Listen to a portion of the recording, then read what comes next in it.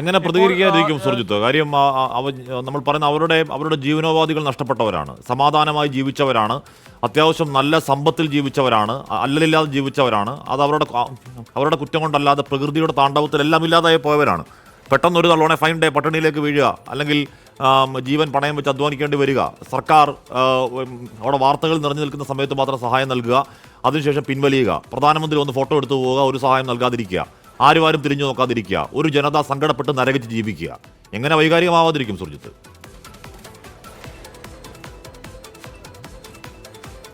എന്തായാലും ആ വൈകാരികത തന്നെയാണ് ഇവർ പ്രകടിപ്പിക്കുന്നത്. പല വലിയ നഷ്ടങ്ങളുണ്ടായ മനുഷ്യരാണ്. ഇവരെ സംബന്ധിച്ചിടത്തോളം വലിയ രീതിയിൽ ഭീഷണിയിൽ തന്നെ ജീവിതം മുന്നോട്ട് കൊണ്ടുപോകുന്ന മനുഷ്യരാണ്.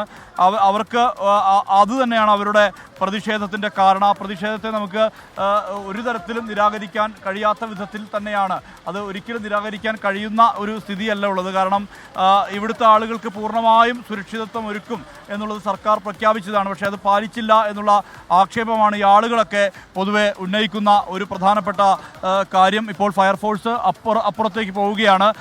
ആ ദൃശ്യം കൂടി നമുക്ക് കാണാൻ കഴിയും. അവിടെ നിന്ന് ഒരു ഫോറസ്റ്റ് വാഹനം മുണ്ടക്കൈ ഭാഗത്ത് നിന്ന് വന്നിട്ടുണ്ട്. കൂടുതൽ റെസ്ക്യൂ ഉപകരണങ്ങളും മറ്റുമായി ഫയർഫോഴ്സ് അവിടേക്ക് തിരിക്കുന്നു. കൂടുതൽ ജീപ്പുകൾ അപ്പുറത്തുള്ള ആളുകളെ മാറ്റാൻ വേണ്ടി ജീപ്പുകൾ ഉൾപ്പെടെ അവിടേക്ക് പോകുന്നു. അങ്ങനെ എല്ലാവരെയും പൂർണ്ണമായി അവിടെ നിന്ന് ഇക്കരയിലേക്ക് എത്തിക്കാനുള്ള ഒരു ശ്രമം നടക്കുന്നു ഉദ്യോഗസ്ഥ തലങ്ങളിൽ നിന്ന്. അതുതന്നെയാണ് നമുക്ക് കാണാൻ കഴിയുന്നത്. നിരവധി ഓഫ് റോഡ് ജീപ്പുകൾ 900 കണ്ടിയിലടക്കം അവരെല്ലാം തന്നെ വലിയ പ്രതിസന്ധിയാണ്. പ്രത്യേകിച്ച് ഇവിടുത്തെ ടൂറിസം മേഖലയടക്കം തകർന്ന് തരിപ്പണമായൊരവസ്ഥയുണ്ട്. അപ്പോൾ ആ 900 കണ്ടിയിലെ ജീപ്പ് ഡ്രൈവർമാരാണ് അവർ ജീപ്പുമായി എടുത്തുകൊണ്ട് അപ്പുറത്തുള്ള ആളുകളെ പൂർണ്ണമായി ഇപ്പുറത്തേക്ക് കൊണ്ടുവരാനുള്ള ശ്രമം നടത്തിക്കൊണ്ടിരിക്കുന്നത്. വലിയ രീതിയിലുള്ള സാമ്പത്തിക ബുദ്ധിമുട്ട് ആളുകൾ അഭിമുഖീകരിക്കുന്നുണ്ട്, അനുഭവപ്പെടുന്നുണ്ട് എന്നുള്ളത് തന്നെയാണ് മനസ്സിലാക്കുന്ന കാര്യം. എന്തായാലും ആ ഒരു പ്രതിഷേധത്തിൻ്റെ കാരണവും അതുതന്നെയാണ്. ഹാഷ്മി നേരത്തെ സൂചിപ്പിച്ച പോലെ തന്നെ അങ്ങനെ ഒരു പ്രതിഷേധത്തിന് സാങ്കത്യവുമുണ്ട്. കാരണം ഈ പൂർണ്ണമായും 3 വാർഡുകളിലെ ആളുകളെ സുരക്ഷിതമായി മാറ്റിപ്പാർപ്പിക്കും, അവർക്ക് വേണ്ട സൗകര്യങ്ങൾ നൽകും, അവർക്ക് വേണ്ട ധനസഹായം നൽകും എന്നുള്ള കാര്യങ്ങളെല്ലാം തന്നെ സർക്കാർ പ്രഖ്യാപിച്ചതാണ്. അതൊന്നും പാലിക്കപ്പെടുന്നില്ല എന്നുള്ള വാദമാണ് ഇവർ ഉന്നയിക്കുന്നത്. ഇങ്ങനെ ഈ മഴയൊന്ന് ആഞ്ഞു പെയ്താൽ സ്വാഭാവികമായി ഇവിടെയുള്ള ആളുകളെ എന്നേക്കുമായി ഇവിടെ നിന്നും മറ്റൊരിടത്തേക്ക് മാറ്റിപ്പാർപ്പിക്കേണ്ട അവസ്ഥ വരും.